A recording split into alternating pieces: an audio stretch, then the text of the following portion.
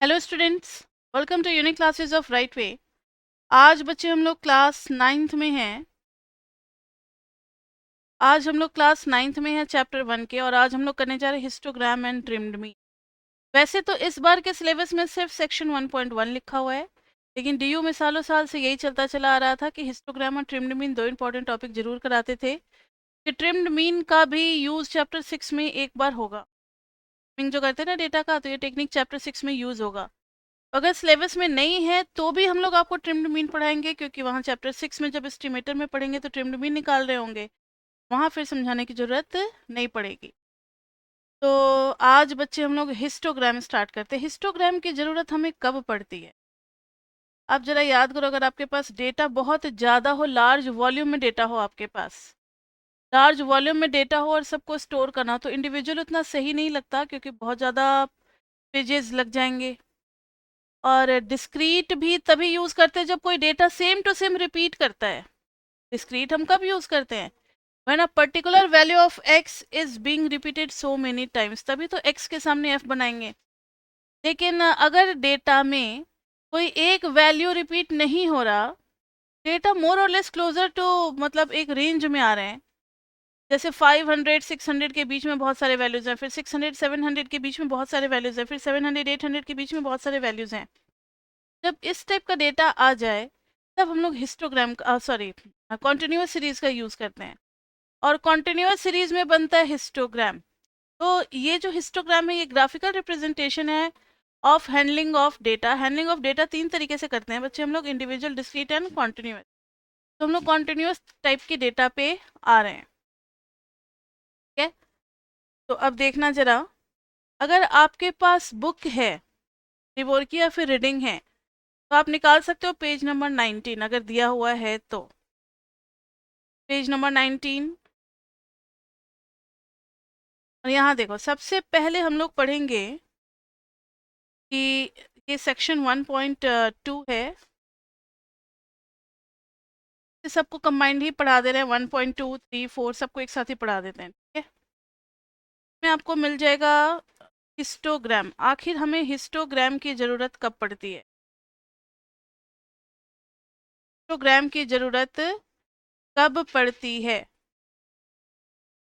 ठीक है, तो when we have large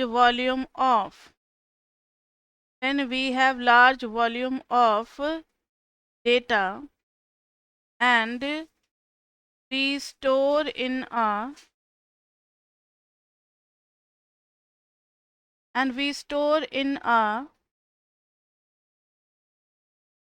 continuous series, then graphically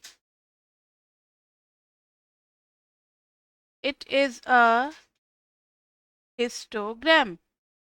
graphically ये क्या होगा? हिस्टोग्राम होगा। अब इसमें एक आता है रूल ऑफ थंब, जो कि आपका जानना बहुत ज़रूरी है। रूल ऑफ थंब, क्योंकि डेटा आपको इंडिविजुअल टाइप से दिया रहेगा और उसमें हमें रूल ऑफ थंब लगाना पड़ेगा। रूल ऑफ थंब कहता है कि अगर आपको नंबर ऑफ क्लासेस पता लगाना है, मान लो आपको 50 वैल्यू दे दी या 100 ऑब्जर्वेशन दे दिया, अब आप उसको क्लास में कैसे डिवाइड करोगे? नंबर ऑफ क्लासेस, तो जितने भी नंबर ऑफ ऑब्जर्वेशन होंगे ना, उसका रूट ले लोगे, root of number of observation. तो ये हमें क्लास बता देगा। मेरी बात ध्यान से सुनना। मान लो कि आपको ऑब्जर्वेशन जो है वो 0 से 100 के बीच में दिया हुआ है। ठीक है, 0 से 100 के बीच में दिया हुआ है। अब कोई बच्चा चाहे तो इसको 10 क्लास में डिवाइड कर सकता है। एक क्लास ले लेगा 0 से 10, फिर 10 से 20, फिर 20 से 30, लाइक दिस वे। कोई चाहे तो इसको 20 क्लास में भी डिवाइड कर सकता है, 0 से 5, 5 से 10, 10 से 15, लाइक दिस वे। कोई चाहे तो इसको फिर 25 क्लासेस में भी डिवाइड कर सकता है, 0 से 4, 4 से 8, 8 से 12, लाइक दिस वे। 0 से 2, 2 से 4, 4 से 6, इस तरीके से भी कर सकता है। बहुत सारे तरीके हो सकते हैं हिस्टोग्राम के। तो मोर और लेस रूल ऑफ थंब कहता है कि आपको उतनी ही क्लासेस बनानी चाहिए जो कि root under number of observation आता है। ये आइडियल सिचुएशन। समझ में आ गई बात? Rule of thumb.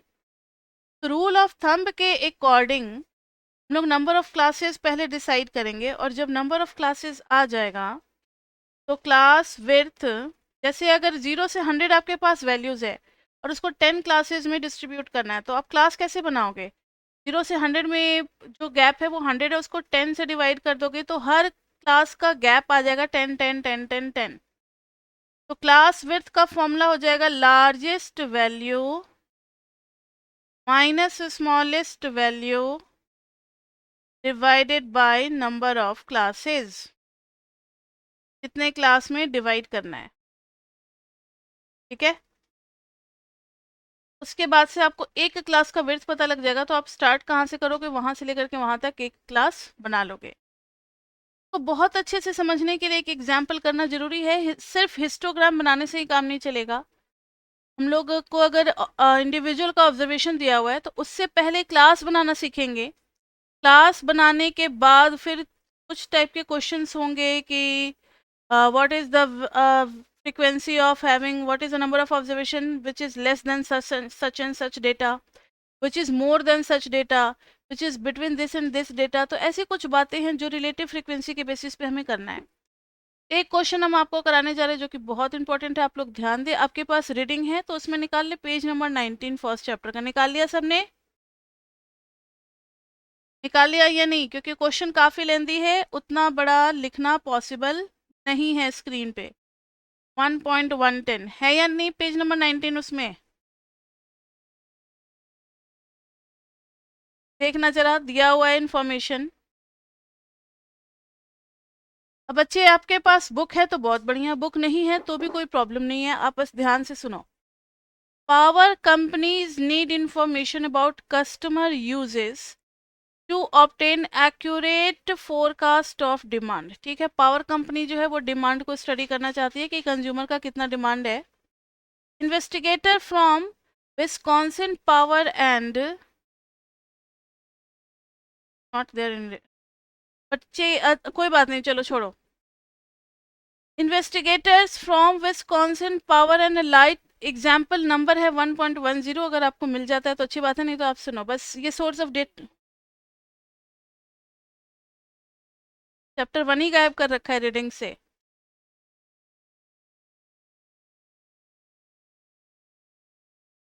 कोई बात नहीं, चलो हम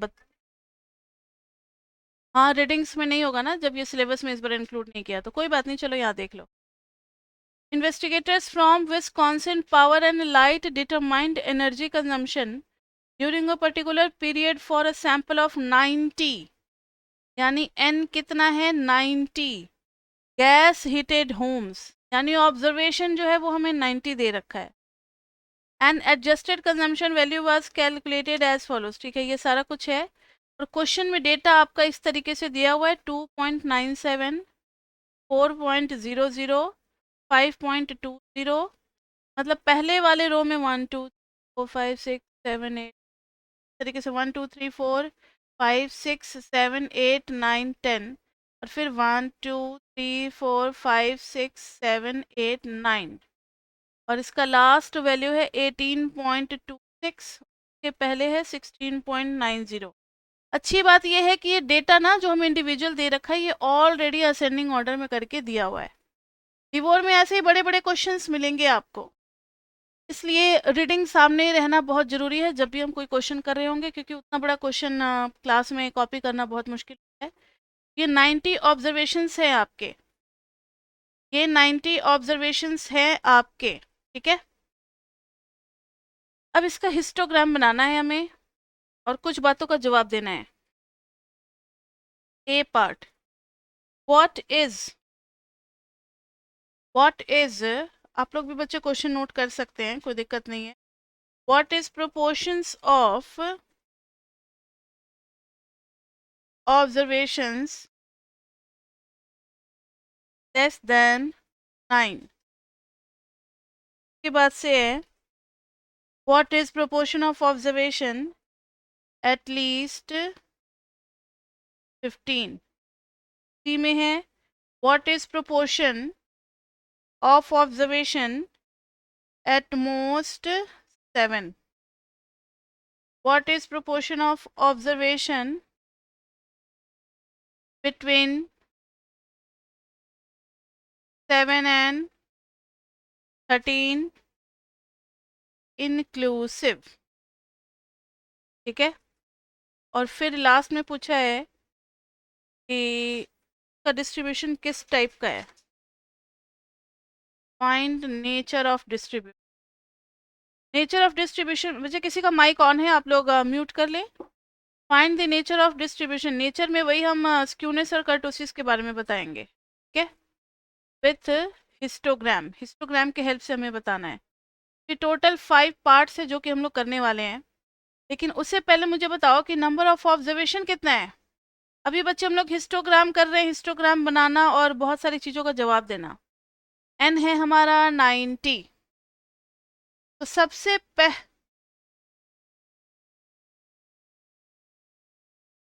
कुछ नहीं, आपको 90 ऑब्जर्वेशन दिए हुए हैं, 90 वैल्यू दी हुई है। तो सभी किसी चीज़ की वैल्यू है, किस चीज़ की वैल्यू ये नहीं आपको जानना। 90 ऑब्जर्वेशन आपको गिवन है, आपको उन ऑब्जर्वेशंस के आधार पे कुछ क्वेश्चंस का जवाब देना है। समझ में आई बात? अब देखो, सबसे पहले हम लोग निकालेंगे number of classes. Number of classes bye rule of thumb क्या हो जाएगा, रूट अंडर 90। आपने कैसे सोचा, तो by rule of thumb root under 90 लगभग कितना आएगा, 9.488 which is approximately equal to 9। तो 9 क्लासेस में डिवाइड करना है। 0 से 90 तक है, 0 से 90 नहीं है, अच्छा देखेंगे अभी। और इसको 9 क्लासेस में डिवाइड करना है। मुझे ये बताओ कि एक क्लास का विड्थ कितना होगा। विड्थ ऑफ ईच क्लास मैंने क्या बताया था, लार्जेस्ट माइनस स्मॉलेस्ट अपॉन में नंबर ऑफ क्लासेस। अब आप जरा देखना बच्चे, अभी हम लोग हिस्टोग्राम वाला क्वेश्चन कर रहे हैं, ये क्वेश्चन के थ्रू ही समझना, मैंने कोई थ्योरी नहीं पढ़ाई है आपको। अगर 90 है तो बताओ कि स्मॉलेस्ट कितना है 2.97 और लार्जेस्ट कितना है 18.26। 18.26 का मतलब है कि ये लगभग को अप्रोच कर जाएगा, 19 तक के क्लास में आ जाएगा, अप्रोच 19। और ये जो है 2.97 हम लोग क्लास बना लेंगे कितना, ध्यान से सुनो। 9 क्लासेस बनाना है और एक क्लास का विड्थ कितना है, लार्जेस्ट कितना था, लार्जेस्ट था 19 और स्मॉलेस्ट ले लेते हैं 1। 2.97 था ना, फिर भी हम लोग इसको अप्रोचिंग 1 ले लेते हैं। नहीं 3 ले लोगे तब तो 2.97 किसी में आएगा ही नहीं ना, 2.97 तो रेंज से बाहर हो जाएगा। अगर आप 3 से स्टार्ट करोगे तो 2.97 को कहाँ डालोगे, आई बात समझ में? ठीक है, 2 भी ले सकते हो कोई दिक्कत नहीं है, 1 भी ले सकते हैं कोई दिक्कत नहीं है। ठीक है, आप 2 लेकर के भी कर सकते हो। तो देखो, largest minus smallest upon number of classes, upon number of classes कितना है 9, ये आ गया 18/9, ये आ गया 2। अगर आप 2 ले लेते तो ज़्यादा से ज़्यादा क्या होता, ये हो जाता 19 - 2/9, ये हो जाता कितना 17/9। तो भी ये 1.9 लगभग इतना ही आता। फिर हम लोग इसको क्लास विड्थ कितना ले लेते, 2 ही ले लेते। आ गई बात समझ में? तो क्लास विड्थ 2 आ गई और 9। यस,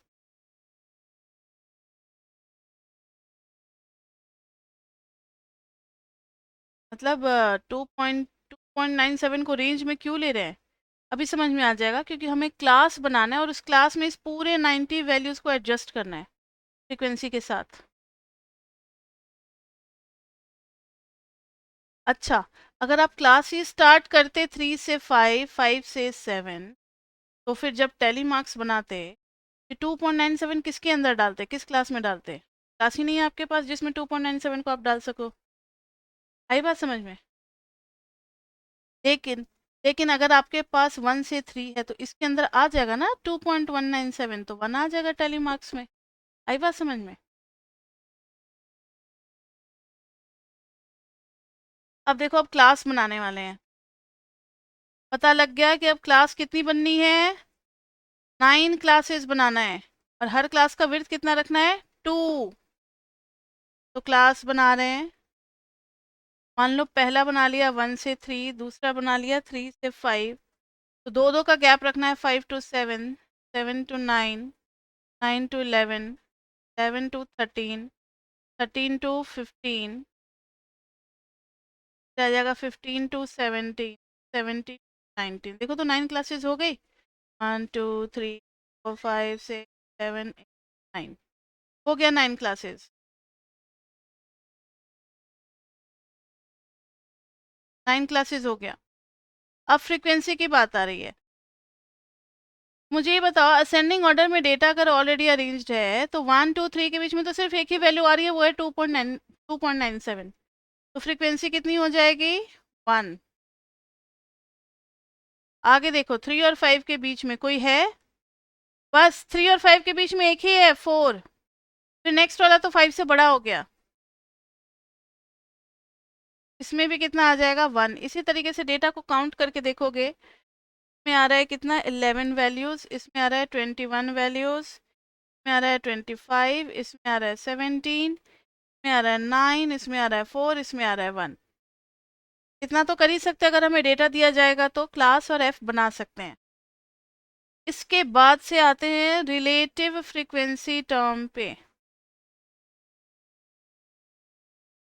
रिलेटिव फ्रीक्वेंसी बच्चे क्या होती है, relative frequency, frequency of that particular class, frequency of class upon total sum of frequency. मतलब पूरे ऑब्जर्वेशन में से इसमें कितना फ्रैक्शन आया है, नहीं आई बात समझ में। जैसे यहाँ पर समीशन एफ निकालेंगे, समीशन एफ कितना आ रहा है, 90, तो आना ही है। अब इधर करोगे 1/90, लगभग लगभग कितना आ रहा है, कैलकुलेटर लेकर के बैठो हमेशा क्लास में। 1/90 is equal to 0.011111। Round off कहीं ना कहीं तो करेंगे, छोड़ रहे हैं हम लोग, कोई बात नहीं। फिर 1/90, फिर से वही 0.011111। फिर 11/90, क्या आ गया, 0.12। फिर 21/90 इक्वल टू 0.2333। फिर 25/90, कैलकुलेटर लेकर के बैठे हो ना, 0.2777। परफेक्ट वैल्यू तो किसी की भी नहीं आ रही है, लोग सबको बस डेसिमल के बाद 4 प्लेसेस तक लिख रहे हैं। 9/90, 0.1, 4/90, 0.044, 1/90, 0.011111। सबका सम करोगे, सबका सम करोगे लगभग आएगा 0.99999। आपको पता है रिलेटिव फ्रीक्वेंसी क्या है? अगर पूरा नंबर ऑफ ऑब्जर्वेशन 90 है तो what is the probability that data will lie between 1 and 3 class, that is 0.0 and 4 times 1, 0.01111। समझ में आई बात, 0.0 एंड 1111। ये रिलेटिव फ्रीक्वेंसी एक तरीके से क्या होती है, प्रोबेबिलिटी होती है। चैप्टर 2 में प्रोबेबिलिटी अप्रोच शुरू हो जाएगा, तो एक तरीके से प्रोबेबिलिटी जैसे बिहेव करता है, आप इसको प्रोबेबिलिटी मान सकते हो। अब अगर रिलेटिव फ्रीक्वेंसी प्रोबेबिलिटी है तो बच्चे हमने पढ़ रखा है कि सारे प्रोबेबिलिटी का सम कितना आना चाहिए, 1 आना चाहिए। लेकिन यहाँ तो 1 नहीं आया, यहाँ 1 क्यों नहीं आया, कोई मुझे बता सकता है?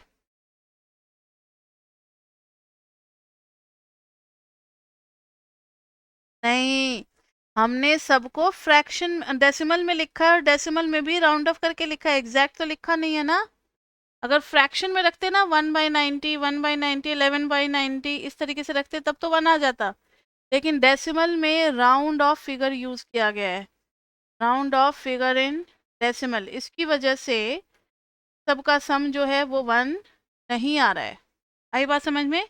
Round of figure in decimal, इसलिए इन सबका सम 1 नहीं आ रहा है। रिलेटिव फ्रीक्वेंसी प्रोबेबिलिटी बताता है हमें, चांस बताता है। जैसे प्रोबेबिलिटी क्या होता है, chance of happening of any event. तो अब जो बाकी के क्वेश्चंस थे वो सब प्रोबेबिलिटी जैसे ही होंगे। रिलेटिव फ्रीक्वेंसी का मतलब प्रोपोर्शन ही होता है, प्रोपोर्शनल अप्रोच हम लोग पढ़ रहे हैं। अब जो पूछा है कि what is proportion of observation less than 9, less than 9 का मतलब है कि हम लोग यहाँ तक कवर कर लेंगे, दिस दिस, इन चारों का सम। ए पार्ट का आंसर क्या हो जाएगा, लेस देन 9 के लिए, लेस देन 9 के लिए क्या क्या हो जाएगा बताना, 0.01111 प्लस 0.111 1111 प्लस 0.122 प्लस 0.2333, सबका सम करोगे आ जाएगा 0.37। नेक्स्ट क्वेश्चन का जवाब आप लोग दोगे। B part, at least 15, what is proportion of observation, proportion of observation पूछा है, not exactly the number of observation। proportion मतलब प्रोबेबिलिटी ही एक तरीके से आप समझ लो, जैसे proportion of people परसेंटेज में निकालते हैं या फिर फ्रैक्शन में निकालते हैं, उसी तरीके की बात हो रही है।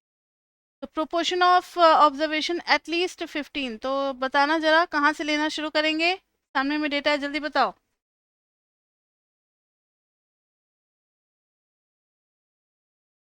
हाँ, बस ये दोनों वैल्यू लास्ट वाली ऐड ऑन हो जाएगी, ये आ जाएगा 0.0444 प्लस 0.01111, सबको ऐड कर देंगे।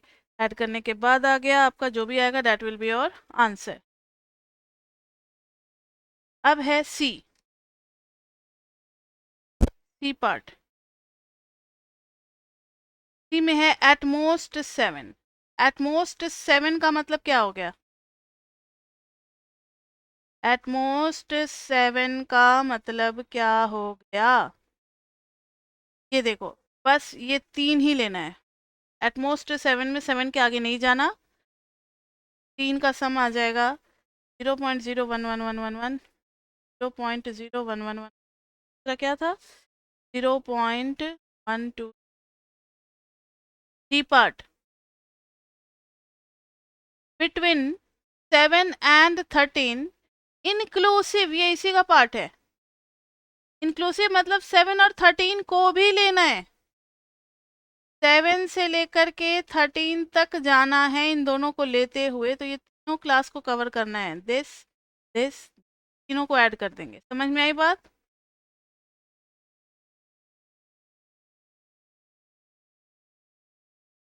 लेकिन उतना उतना हम लोग इग्नोर कर देते हैं, बस इतना ही तक लेंगे। 0.233 प्लस 0.278 प्लस 0.189, ये इंक्लूसिव एक्सक्लूसिव ये सब कुछ ना आपको सिखाया जा रहा है। यहाँ इस क्लास में तो ज़्यादा फर्क नहीं पड़ेगा, लेकिन जब आगे पढ़ेंगे ना हम लोग प्रोबेबिलिटी, उसमें बहुत ज़्यादा यूज़ होगा इसका। ये 4 पार्ट आ गए बच्चे समझ में। अब हम लोग हिस्टोग्राम बनाएंगे, हिस्टोग्राम बनाने चल रहे हैं बच्चे, ध्यान दें। देखना जरा क्लास, क्लास में डेटा कहाँ से कहाँ तक गया हुआ है, 1 से 3 और 19 तक गया हुआ है, ठीक है। 1 2 3 4 5 7 8 9 10 11 12 13 14 15 16 17 18 19 20, क्या, और ये फ्रीक्वेंसी कहाँ तक गई हुई है, हम एफ वर्सेस एक्स का ग्राफ बनाने जा रहे हैं। फ्रीक्वेंसी देखना 25 तक गई हुई है मैक्सिमम, तो कितने कितने का ले लें, दो दो का ले लेते हैं। 2 4 6 8 10 12 14 18 20 आना पड़ेगा।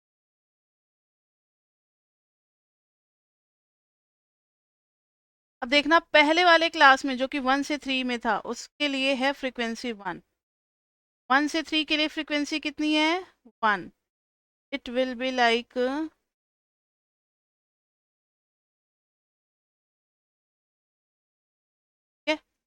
फिर 3 से 5 में 1 यही चल रहा है। उसके बाद से देखना जरा 5 to 7 में 11 पे जंप कर गया 11 11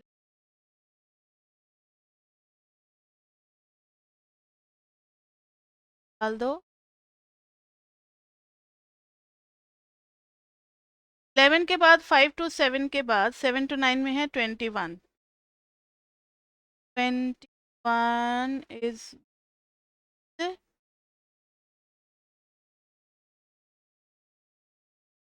आ गए ए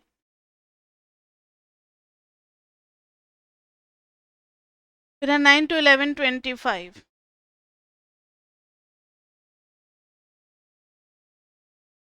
9 to 11 में है 25 देख रहे हो हिस्टोग्राम क्या होता है कनेक्टेड बार ग्राफ को हम लोग हिस्टोग्राम कहते हैं तो बच्चे बार चार्ट कहते हैं तो कनेक्टेड नहीं होता लेकिन हिस्टोग्राम में क्या होता है कनेक्टेड बनता है ठीक है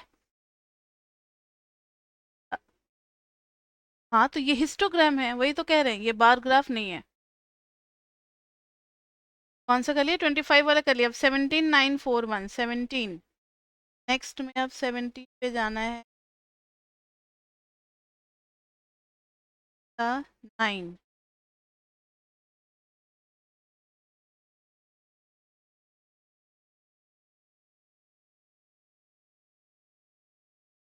एक बार तो बस एक क्वेश्चन कराना होता है उसका से तो थोड़ा सा ना 9 के बाद क्या है 4 1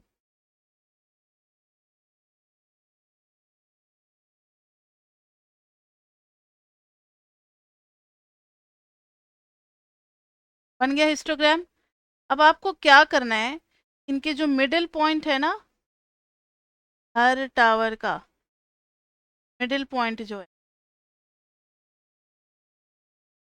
को ज्वाइन करते हुए एक ग्राफ बनाना है ध्यान से देखना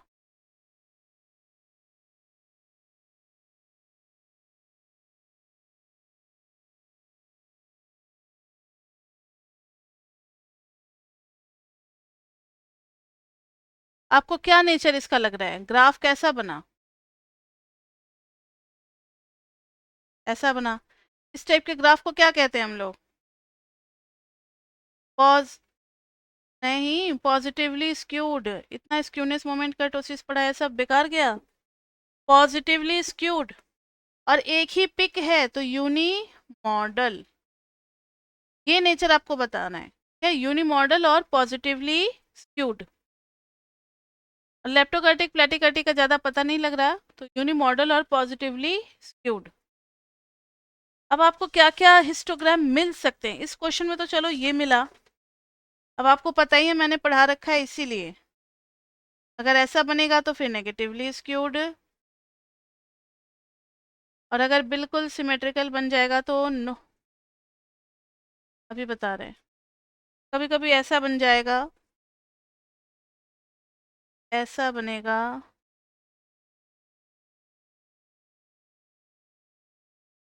ये यूनी मॉडल हुआ मॉडल मतलब मैक्सिमम फ्रीक्वेंसी वाली सिर्फ एक ही वैल्यू है इसलिए यूनी दोनों हो गई ना मोड की वैल्यू यहाँ भी मोड और मोड ये हो गया बाई मॉडल फ्रीक्वेंसी डिस्ट्रीब्यूशन इसमें तो बच्चे हो गया मल्टी मॉडल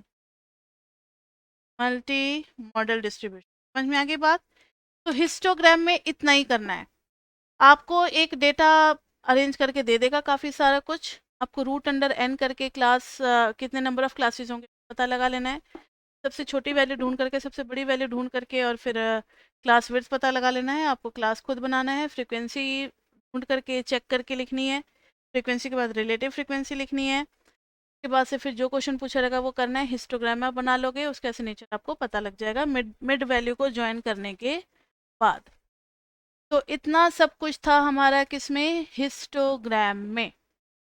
तो बच्चे हिस्टोग्राम टॉपिक हो गया कंप्लीट। हिस्टोग्राम में इतना ही पढ़ाना होता है। और इसी तरीके से ना प्रोबेबिलिटी भी निकाली जाती है, जो रिलेटिव फ्रीक्वेंसी हमने निकाला है ना वही उसकी प्रोबेबिलिटी भी हो गई। आपको अगर आगे चल करके चैप्टर 2 में या चैप्टर 3 में अगर टेबल में लिख देगा कि एक्स इज दिस मच और उसकी प्रोबेबिलिटी इतनी, उसकी प्रोबेबिलिटी इतनी है, तो वो भी इसी तरीके से आता रिलेटिव फ्रीक्वेंसी। क्लियर बच्चे? अब इसके बाद से हम करेंगे ट्रिम्ड मीन। क्या करेंगे? Trimmed mean. ये भी इंटरेस्टिंग टॉपिक है।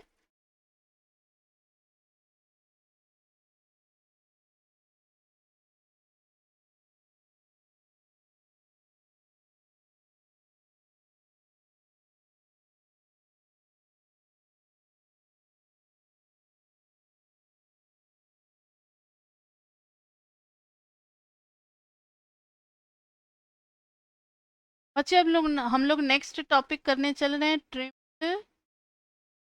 क्या करेंगे? Trimmed mean. ट्रिमिंग का मतलब क्या होता है?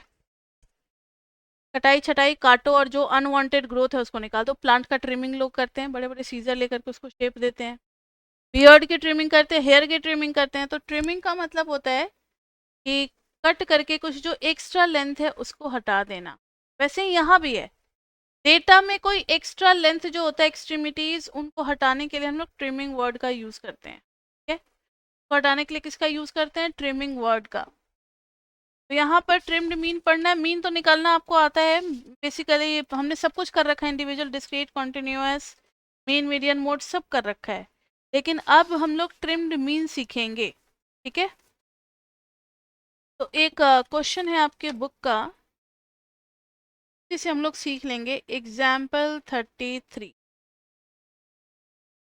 में बच्चे हमें दे रखा है ऑब्जर्वेशन। ये भी आपकी बुक में इस बार नहीं प्रिंट हुआ होगा।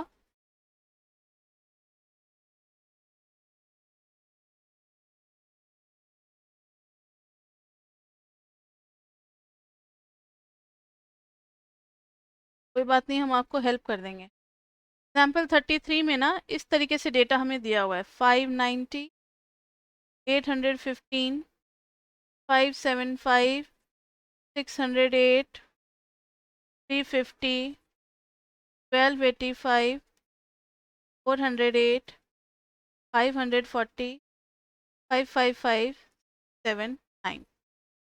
और इन्होंने पूछा है सैंपल मीन और मीडियन निकालो। Calculate sample mean and median. दूसरे में पूछा है कि if sixth observation, if sixth observation had been 985 rather than 12, इसी टाइप के क्वेश्चन आते थे। 1285, how would mean and median change? How would mean and median change? के बाद से C part, calculate 20% trimmed mean. Calculate 20% trimmed mean. तो इसको कैसे लिखेंगे ट्रिम्ड मीन को? 20 फिर डी 15% डालना है। ये अच्छा क्वेश्चन है। यहाँ देखो, फिर मीन और ट्रिम्ड, इस तरीके से नोटेशन यूज होता है। इस क्वेश्चन को अभी हम लोग करने वाले हैं। देखिए बच्चे, इस क्वेश्चन को करना है, ट्रिम्ड मीन निकालना है, लेकिन क्वेश्चन में मीडियन भी है। क्वेश्चन में क्या है? मीडियन भी है। तो एक सबसे बढ़िया काम होगा कि हम लोग अगर इसको पहले से ही असेंडिंग ऑर्डर में रख लें तो फिर ज़्यादा दिक्कत नहीं होगा। पहले से हम इसको असेंडिंग ऑर्डर में कर लेते हैं। सबसे छोटी वैल्यू कौन सी है देखना, मिली आपको? 350 इज द स्मॉलेस्ट वैल्यू ना, उससे नीचे तो कोई नहीं है। 350 के बाद से कौन सा है देखना, 408। नेक्स्ट हो जाएगा 540, 555, 540 हो गया, 555 हो गया, 408 हो गया। अब जो है उसमें देखो 500 में फिगर चल रहा है, 500 में दो हैं तो 575, 590, जैसे 600 में चलेगा, 608, 679 के बाद से 815, 1285। ठीक है, अब इन्होंने जो बोला है सैंपल मीन निकालना, तो सैंपल मीन निकालना बहुत इजी है, सबका सम करके। और एन कितने हैं जरा काउंट किया था, एन 1 2 3 4 5 6 7 8 9 10, 10 है तो 10 से डिवाइड कर देंगे, सबको सम करके 10 से डिवाइड कर देंगे। ये आ जाएगा 605/10, ये आ जाएगा 640.5। क्या बच्चे, ये मैंने निकाल करके रखा हुआ है पहले से, इसलिए इतना जल्दी कैलकुलेशन कर ले रहे हैं। आप लोग घर पे इसको वेरीफाई करना, कहीं कुछ गलती होगी तो नेक्स्ट क्लास में आप करेक्शन करवा लेना। ये हो गया हमारा सैंपल मीन। मीडियन के लिए मैंने क्या बताया था कि अगर n हमारा इवन हो, कर रहा है, अगर हमारा n इवन हो, जैसे n इज इक्वल टू 10 है, तो मीडियन का फॉर्मूला क्या हो जाता है, n/2th plus n/2 plus 1th term by 2। मुझे ये बताओ कि n/2th यानी 10/2th यानी 5th term plus 10/2 plus 1th 6th term by 2, तो 5th प्लस 6th बाई 2 चाहिए हमें, 5th प्लस 6th बाई 2 चाहिए। 5th टर्म कौन सा होगा, असेंडिंग ऑर्डर में कर लिया था, सही किया था ना, 1 2 3 4 5, this is 5th, this is 6th, तो 575 प्लस 590 बाई 2, पूरा सॉल्व करेंगे, दिस विल बी 582, 582, 582.5 हो गया। फर्स्ट पार्ट हो गया, calculate sample mean and median. दूसरे में अगर सिक्स्थ ऑब्जर्वेशन को चेंज कर देना है, सिक्स्थ ऑब्जर्वेशन देखना 1 2 3 4 5 6 को हटा करके इसकी जगह पे क्या लाना है, 985। 985 अगर इसकी जगह पे होता तो मीन और मीडियन पे क्या फर्क पड़ता, ये इनको जानने का मन है। बच्चे ये कौन सा केस हो गया, ये डेटा रिमूवल का केस हो गया। तो new mean is equal to summation x old minus, नहीं रिमूवल नहीं, रिप्लेसमेंट का केस हो गया, इनकरेक्ट और प्लस करेक्ट, और n में कोई चेंज नहीं आएगा, n पहले भी 10 था अभी भी 10 होगा। समेशन एक्स ओल्ड कितना हो जाएगा, n इंटू मीन, वैसे समेशन एक्स ओल्ड हमने निकाला भी हुआ है पहले 405, उसी को डायरेक्टली यूज कर देते हैं, minus which is incorrect value 1285 and 985 is the correct value, minus 1285 plus 985 on में क्या आ गया 10, 6405 माइनस 300 कितना हो गया,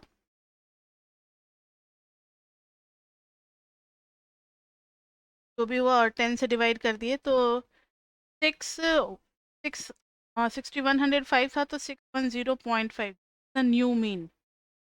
मीडियन पे क्या कोई असर पड़ेगा बच्चे, देखना में 1285 यहाँ था, को हटा करके 985 डालना है, मीडियन पे कोई असर नहीं पड़ेगा क्योंकि जो प्लेस 1285 का था वही प्लेस पे 985 भी होगा। हाँ कोई छोटी वैल्यू होती तो मीडियन पे फर्क पड़ सकता था क्योंकि मीडियन इन दोनों का सम था। मान लो अगर कोई वैल्यू, मान लो अगर कोई वैल्यू 575 से छोटी होती तो वो इस जगह पे आ जाता, तो 575 एक पोजीशन आगे चला जाता, तब मीडियन पे फर्क पड़ता। लेकिन अगर ऐसे बिल्कुल लास्ट में मतलब इधर में कोई वैल्यू रिप्लेस हो रही है या इधर कोई वैल्यू रिप्लेस हो रही है, तो इन दोनों पोजीशन को अगर अफेक्ट किए बिना कोई वैल्यू रिप्लेस हो रही है, तो ये दोनों पोजीशन से ही मीडियन निकलेगा, तो मीडियन पे कोई असर नहीं होगा। तो लिखेंगे मीडियन इज अनअफेक्टेड। क्यों? Median is unaffected as 985 is on same position, on position of, के पोजीशन पे है, ऑन पोजीशन ऑफ 1285, ठीक है, पोजीशन पे तो कोई फर्क नहीं पड़ेगा। आई बात समझ में? तो ये था बी पार्ट था ना। सी पार्ट में है 20% ट्रिम्ड मीन। 20% ट्रिम्ड मीन का मतलब होता है कि इधर से 20% हटा दो, इधर से भी 20% हटा दो, दोनों साइड से 20-20 हटेगा। ये मत सोचना कि 20% है तो इधर से 10% और उधर से 10%, ऐसा हरगिज नहीं करना। जो परसेंटेज लिखा हुआ है we will remove that number of data from both the ends, starting से भी और लास्ट से भी। अब जो बच गया उसका मीन निकाल लो, दैट विल बी, ये जो बचा हुआ है that will be trimmed mean 20। तो उस हिसाब से यहाँ पर n की value for this particular example n is 10, 20% of n कितना आ गया? 20% ऑफ 10, ये गया, ये गया, ये गया। टू ऑब्जर्वेशन, यानी हमें बोथ एंड्स से कितना हटाना है? 2 ऑब्जर्वेशंस को रिमूव कर देना है। बोथ एंड्स से कितना ऑब्जर्वेशन को हटा देना है? 2-2 ऑब्जर्वेशन को रिमूव कर देना है, और जो बच गया उसी का मीन निकालना है। एक बार फिर से हम डेटा को लिखना चाहेंगे, 350, 408, 540, 555, 575, 590, 608, 679, 815, 1285। ये कैंसिल, ये कैंसिल। तो अब बच गए कितने? 4 अगर डेटा निकली गए तो बच गए कितने? 6। तो trimmed mean 20% equal to 540 plus 555 plus 575 plus 590 plus 608 plus 679, कौन में क्या आ गया? 6। कितना हो गया? 6 से डिवाइड करेंगे तो 641.167। ये हो गया 20% ट्रिम्ड मीन। लास्ट वाला काफ़ी इंटरेस्ट। यस,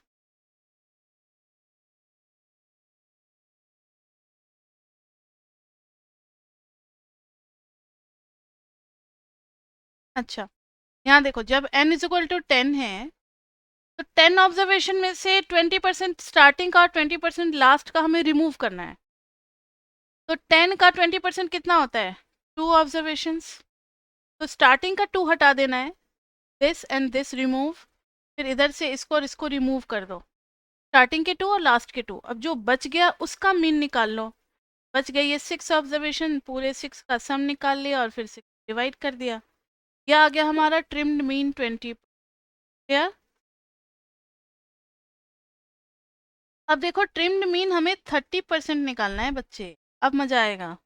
नहीं, 15%, 15% निकालना है, इसमें भी मजा ही आएगा। क्योंकि जब आप 15% ऑफ n निकालोगे, यानी कि 15% ऑफ 10, पता है ये इस बार ना डेसिमल में चलाया। कितना चलाया? 1.5 चलाया। अब बताओ 1.5 जो आया है, 1.5 में तुम कंफ्यूज हो गए। 350, 408, 540, 555, 575, 590, 608, 679, 850, 1280। देखना जरा, 1.5 का मतलब है 1 इधर से, 1 इधर से हटाते हैं। अब अगर इसको भी इंक्लूड कर ले तो 2-2 हट जाएंगे, 2 तो हटाना नहीं है हमें, और अगर नहीं लेते हैं तो 1-1 ही हटता है। अब प्रॉब्लम में फंस गए कि कितना भाई हटाना है। तो हमें हटाना है 1.5%। तो एक तरीका है आपको कि 15% इज लाइक आप 10% निकाल लो और 20% निकाल लो और उसका हाफ कर दो। इससे क्या होगा कि 10% में आपको one data from both side आपको रिमूव करना पड़ेगा, 20% में डेटा आपको रिमूव करना पड़ेगा। दोनों आप आराम से निकाल सकते हो, फिर एवरेज कर दोगे तो आपको मिल जाएगा 15%। आई बात समझ में? तो trimmed mean 10% equal to first और लास्ट हटा दोगे तो 408 plus 540 plus 555 plus 575 plus 590 plus 608 plus 679 plus 850 by कितना आ गया 8। उसके बाद से है ट्रिम्ड मीन 20%, ये तो हम लोगों ने निकाल ही रखा है। ये रहा 641.167 641.167 और ये आ गया आपका 596.2। तो ट्रिम्ड मीन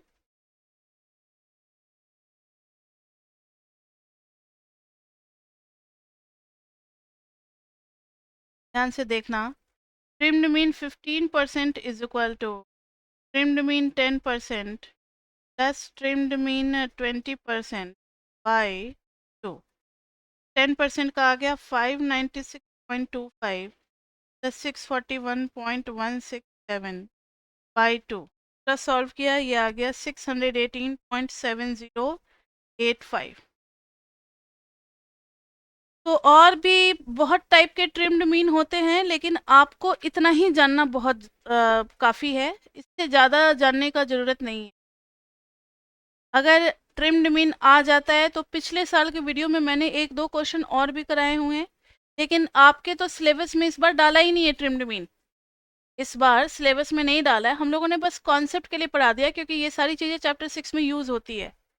चैप्टर 6 में ना हर चीज़ यूज़ हो जाना है, इसलिए हम लोगों ने तो पढ़ा दिया, लेकिन ये क्वेश्चन नहीं आना है पेपर में, इसलिए इसका प्रैक्टिस भी हम लोग ज़्यादा नहीं करेंगे, बस आइडिया ही काफ़ी है, ज़्यादा हमें करने की ज़रूरत नहीं है। और इसके बाद मैंने तो रेंज, स्टैंडर्ड डेविएशन और उसकी प्रॉपर्टीज़ करा ही दिया है। और फिर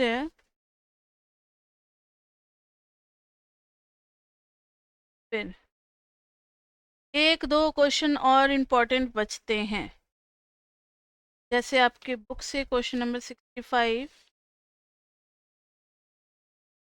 एक क्वेश्चन और उसकी ज़रूरत भी नहीं है, अभी उतना इस बार इंक्लूड नहीं किया। अगर ऐड करते हैं कुछ सेक्शन आपका इसमें अलग से, फिर हम लोगों को पढ़ाना पड़ेगा, अभी तक के लिए तो इतना ही काफ़ी है। और मतलब आज चैप्टर 1 का कॉन्सेप्ट हो गया कंप्लीट। नेक्स्ट क्लास से हम लोग असाइनमेंट कर लेंगे, लेकिन अभी जाते जाते कुछ एक छोटा सा नोट आप जानते चलो। ये सैम्पल मैंने बताया था, S1 स्टैंडर्ड डिवीजन, इसका S2 स्टैंडर्ड डिवीजन, इसका S3, इसका S4, एक्स बार मतलब x1 bar, x2 bar, 3 bar, like this way. X bar का तो आपको वैल्यू पता है, summation of x by n, यानी उस सैंपल में जितना डेटा होगा उसका सम करेंगे बाई एन। लेकिन सैंपल के स्टैंडर्ड डिवीजन का फॉर्मूला आपको नहीं पता है। हम लोगों ने जो पढ़ा है वो पॉपुलेशन का पढ़ा है, हम लोगों ने जो पढ़ा है वो किसका पढ़ा है, पॉपुलेशन का पढ़ा है। सैंपल में थोड़ा सा फर्क क्या है वो ध्यान दे। Root under summation of x minus x mean का होल स्क्वायर अपॉन एन की जगह क्या हो जाता है, एन माइनस 1। बस यही आपको ध्यान देना है, इसका यूज फिर चैप्टर 5 में और चैप्टर 6 में दोनों जगह यूज होगा। ये फॉर्मूला चैप्टर 5 में, चैप्टर 6 में, 7, 8 हर जगह यूज होना है, सेमेस्टर 4 में, क्वार्टरिक्स में हर जगह यूज होना है, इसलिए ये हम लोग अलग से आपको बता रहे हैं। और चैप्टर 6 में प्रूव करेंगे कि सैंपल का यही फॉर्मूला हमें ले जाता है पॉपुलेशन के स्टैंडर्ड डेविएशन तक, summation of x minus x mean का होल स्क्वायर अपॉन एन की तरफ। मतलब जो सैंपल में हम इस फॉर्मूले से निकालते हैं वही पॉपुलेशन में इस फॉर्मूले से निकालेंगे, अप्रोचिंग वैल्यू आएगा, सैंपल वाली वैल्यू उसी की तरफ जाएगी। ये सारा कुछ अभी कितना भी बोल लेंगे ना, समझ में आने वाला है नहीं आपको, धीरे धीरे जब स्लोली स्लोली चैप्टर 6 तक जाएंगे तो एस्टिमेट और एस्टिमेटर टॉपिक में यही सारी बातें डिस्कस करेंगे। का प्रूफ बच्चे बहुत इंपॉर्टेंट है। चैप्टर 6 में ये 5 मार्क्स के क्वेश्चन में एक प्रूफ डाल देते हैं। एक ही प्रूफ का नहीं है चैप्टर 6 में, कोई प्रूफ नहीं, यही एक क्वेश्चन है। तो बच्चे कॉन्सेप्ट में इतना ही है। अगर ये पार्ट होता सिलेबस में ट्रिम्ड मीन का तो कुछ क्वेश्चंस और कराते, स्टैंडर्ड डेविएशन पे कुछ लॉजिकल क्वेश्चंस और होते, लेकिन नहीं है तो उसमें टाइम वेस्ट करने का कोई ज़रूरत नहीं है। तो कॉन्सेप्ट मेरी तरफ से तो मैंने बहुत ज़्यादा ओवरडोज ही आपको कर दिया है, लेकिन जब आप पूरा सिलेबस पढ़ोगे तो आपको पता लगेगा कि मैंने ओवरडोज नहीं किया है। हर चीज़ का यूज़ किसी ना किसी चैप्टर में कहीं ना कहीं। ये सारी बातें थी।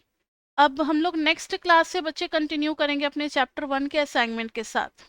ठीक है, असाइनमेंट आप करना चाहो तो कर सकते हो, नहीं करना चाहो तो छोड़ भी सकते हो, क्योंकि इससे तो क्वेश्चन आना है नहीं। चैप्टर 1 में मैंने क्योंकि बोल रखा था मैंने काफ़ी सारे बच्चों को कि आप असाइनमेंट कर लो, उन लोगों ने कर लिया है। तो कल से फिर हम लोग डाउट क्लास लेंगे किसका, असाइनमेंट का, और फिर पीपी के कुछ क्वेश्चंस हम लोग ले लेंगे। ज़्यादा इसमें टाइम नहीं लगेगा। 4 to 5 मतलब 4 to 5 क्लासेस में दोनों चीज़ें खत्म हो जाएगी, असाइनमेंट और पीपी। उसके बाद से फिर हम लोग अपने चैप्टर 2 पे चल पड़ेंगे। ठीक है बच्चे, तो आज के लिए इतना ही, फिर मिलते हैं हम लोग अपने नेक्स्ट क्लास में। तब तक के लिए bye bye, bye bye, bye bye.